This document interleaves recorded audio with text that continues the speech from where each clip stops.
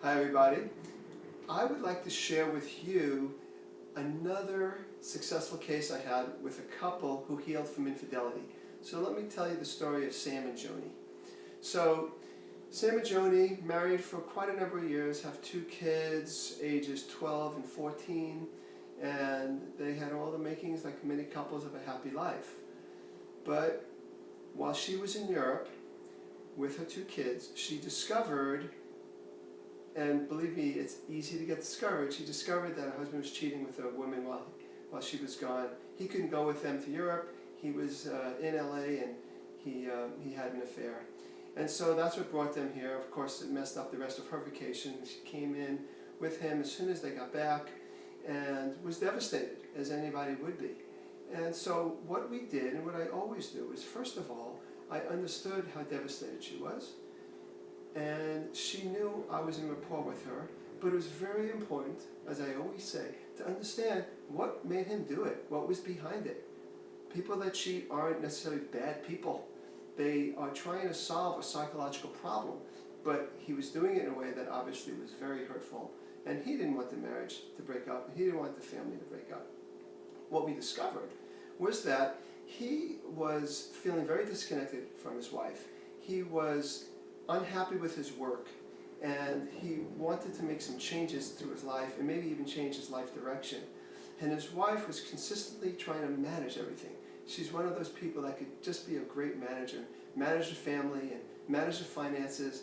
And so when he would talk, she would try to be practical, when maybe he needed her to be emotional, or at least emotionally supportive and empathic.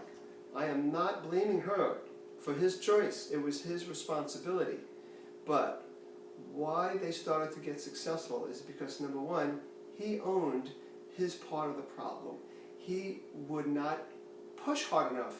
He was more of a conflict avoidant person. He wasn't passive when it came to life decisions, but when it came to communication, he would say something. If his wife gave him some resistance or wasn't in tune with him, he would just drop it, rather than stay and say, no, this is what I need. He grew up being more of his own problem solver, lived his life as a soloist. And so he was kind of trapped in his own pain because he wasn't confronting his wife and really asking her clearly for what he needed.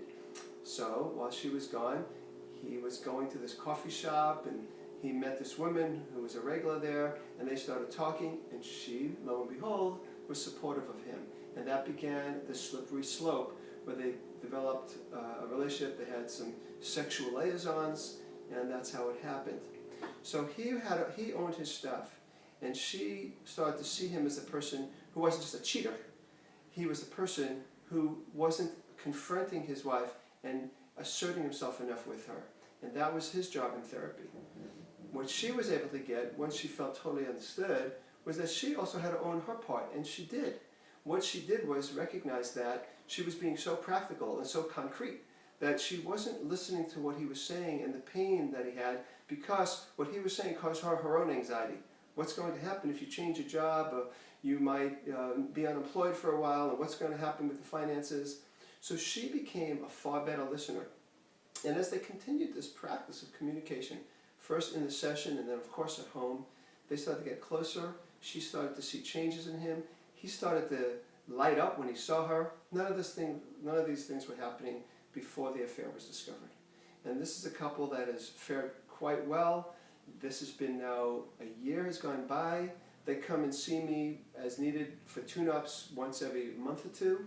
And they are just one happy couple. This is a family that will stay together, and they've learned. Sure, she has a scar, but they've learned from the affair, and they are flourishing. So this is their story. This could be anybody's story who's had an affair, or there's been an affair in the relationship, where they're willing to look at their partner and work together to solve the problem like two mature adults. So that's their story. This could be your story, and I just wanted to share that happy ending with you. And I've seen many happy endings with couples like this. So thank you. Remember, I'm Todd Creager, making the world safe for love.